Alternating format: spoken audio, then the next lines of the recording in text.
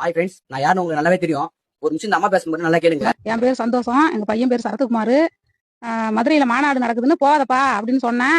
இல்லம்மா நான் மாநாட்டுக்கு போல ஒரு இன்ட்ரிக்காக திருச்சிக்கு போறேன் அப்படின்னுட்டு இவன் மாநாடு பார்க்க போனான்.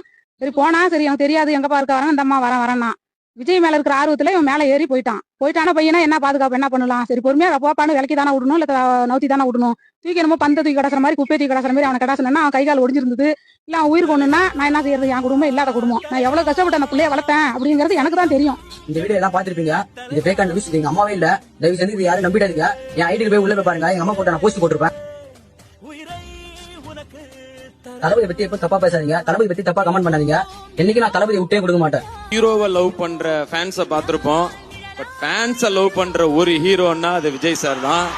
இப்படி எந்த ஒரு எதிர்பார்ப்புமே இல்லாம நீங்க என் மேல வச்சிருக்கிற இந்த அன்புக்கு நான் திருப்பி என்ன செய்ய போறேன் நண்பா?